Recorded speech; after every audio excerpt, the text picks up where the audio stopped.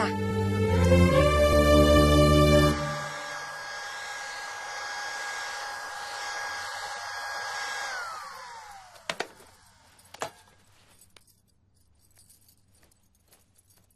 Hi aunty. Hi Vicky. Mummy మీకు box ఇచ్చిరమ్మంది. Thank you.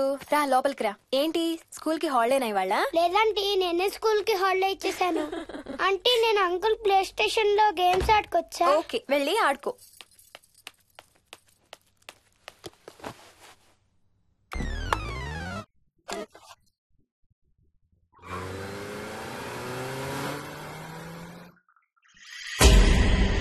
Hi రాజు, నువ్వు కూడా ఆడతావా? అదిగో బ్లూ కార్ నీది, పోలీస్ కార్ నాది. నీకు ఆడటం రాదా రాజు? అలా కాదు, స్లోగా ఆడు. నా కార్ని గుద్దకో. కార్లు గుద్దదని చెప్పానా? నువ్వు నాతో ఆడచ్చు పో.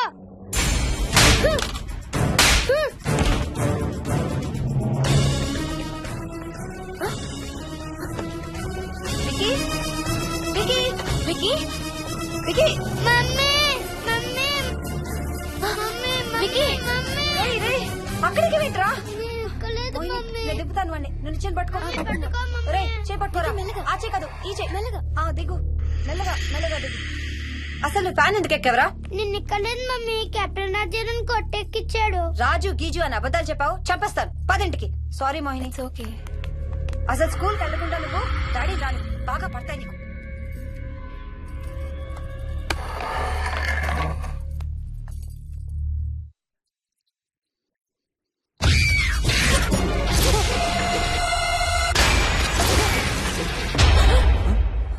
ఏ అంత భయపడుతూ ఆ సినిమా చూడేందుకు ఛానల్ మార్చేస్తా. నేను చూడాలి. Typical ladies. హారర్ సినిమాలంటే భయం, కానీ అవే చూస్తారు. మోహిని, నీకంతగా భయపడాలనిపిస్తే కాసేపు ఆ టీవీ ఆఫ్ చేసి మీ అత్త మొహం చూడు. భయంతో పాటు జ్వరం కూడా వస్తుంది.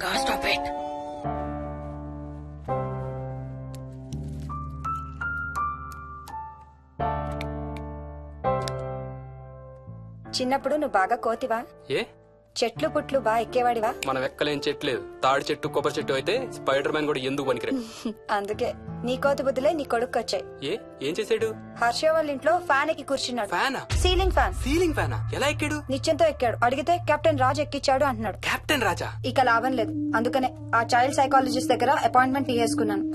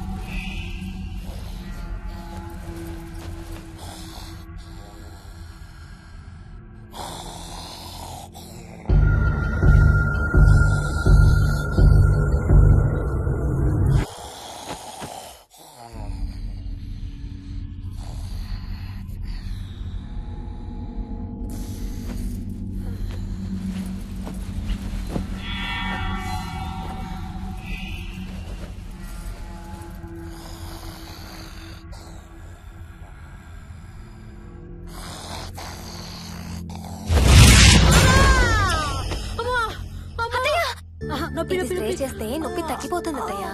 పోనీ టికెట్స్ క్యాన్సిల్ చేస్తానమ్మా. కొంచెం నొప్పి తగ్గాక 2 రోజులు ఆగే వెళ్తురు గానీ. మా టికెట్ల సంగతి సరేరా, మీవి ఇంటర్నేషనల్ టికెట్స్. లాస్ట్ మినిట్ లో క్యాన్సిల్ అంటే బోల్డ్ అంత పోతుంది.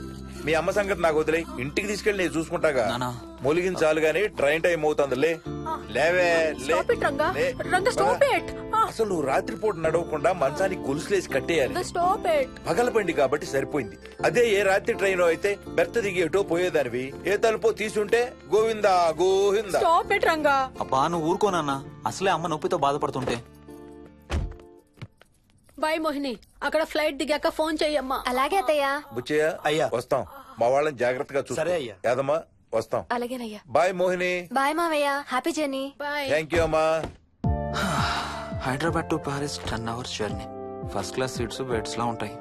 ఆలోచించు మరి. అసలు ఆ క్షణం గురించి నేను ఆలోచించని క్షణమే లేదు. ఆ బెడ్స్ లాంటి సీట్స్ మీద నువ్వు నేను, అబ్బా తలుచుకుంటే నా ఒళ్ళంతా వేడెక్కిపోతుంది. ఏంటేంటి? మ్మ్. కావాలంటే ఒక్కసారి టచ్ చేసి చూడు. ఏ ఇప్పుడా? మ్మ్. ఇప్పుడే. టచ్ తో ఆగలేనేమో. అయితే మానే.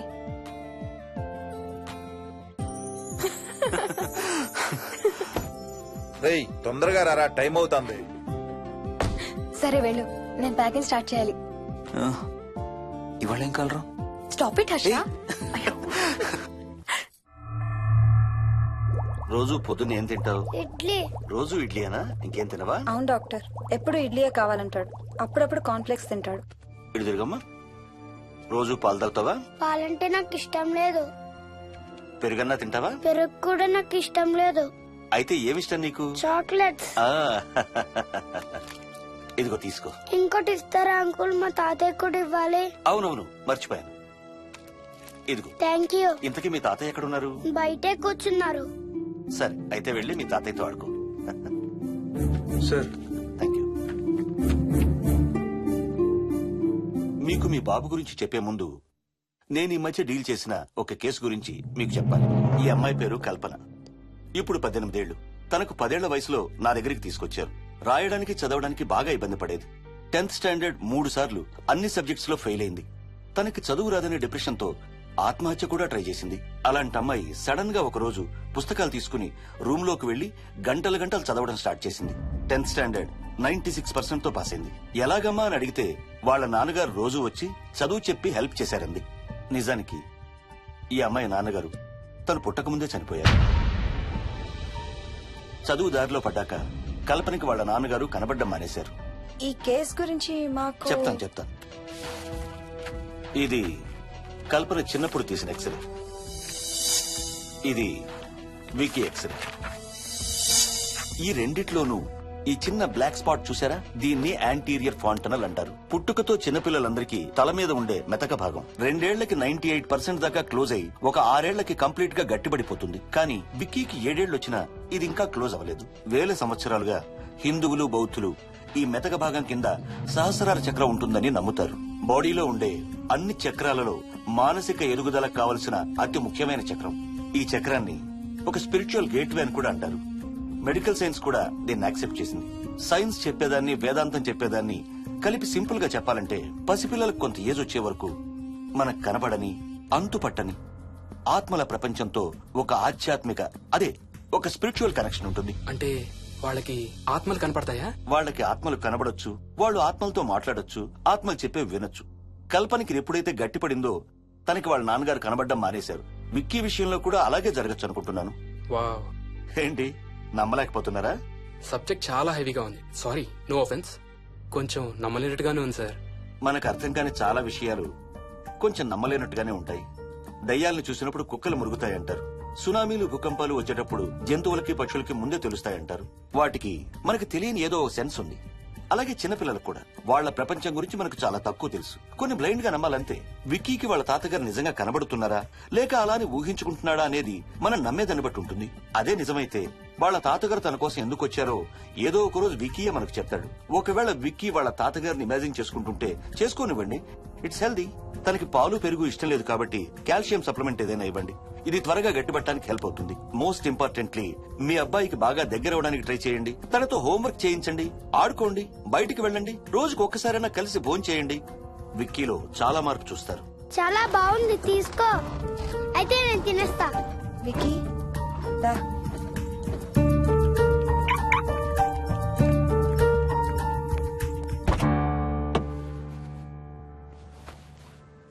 Wiki listen to me carefully.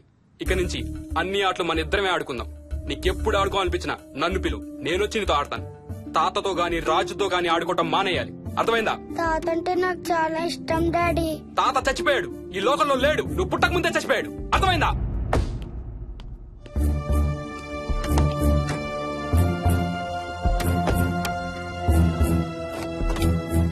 Daddy ఏంట్రా? తాత నిన్ను సీట్ బెల్ట్ వేసుకోమంటున్నాడు. రేయ్ నిన్ను స్టాప్ ఇట్. వాడితో డీల్ చేసే విధానం అది కాదు. కార్తీ, ఇవ్వు, వాడికి బాగా గారం ఇవ్వు, తర్వాత ఏడుస్తావు నువ్వే.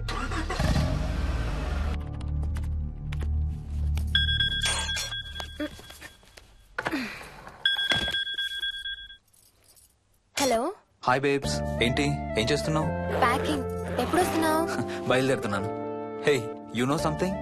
కాసేపట్లో మన ఇద్దరం మైల్ హై క్లబ్ లో మెంబర్స్ అవబోతున్నాం. మైల్ హై క్లబ్బా? ఏంటది? మన ఫస్ట్ నైట్ భూమికి 10 కిలోమీటర్ల పైన ఒక ఫ్లైట్ ఫస్ట్ క్లాస్ క్యాబిన్ లో జరగబోతుంది.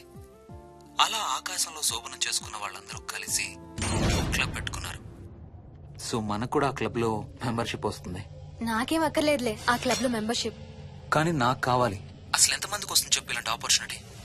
మొదటి రాత్రి, మొదటిసారి భూమికి 36,000 ఫీట్ పైన ఒకే దుప్పట్లో ఇద్దరం. ఛీ, కంపు. హే, దుప్పటా నేనా? అది కాదు, ఇంట్లో మళ్ళీ ఆ మందు కంపొస్తుంది. అసలు మా ఎవరికి రాని కంపు నీకెలా వస్తుంది? ఓహో, మర్చిపోయాను, నీ చాలా సెన్సిటివ్ ముక్కు కదా. చాలే ఆపు, తొందరగా బయలుదేరు. ఏ హర్ష, ఎన్నింటికి రా ఫ్లైట్? నైట్ 11:30కి రా. Honeymoon in Paris, you lucky bugger. All the best. Thank you రా. ఆల్ ది బెస్ట్ రా. రే థ్యాంక్స్ రా. రే, డౌట్లు ఏమైనా వస్తే ఫోన్ చెయ్యి. ఏం డౌట్లు? హర్ష, హర్ష, సార్, కొంప మునిగింది.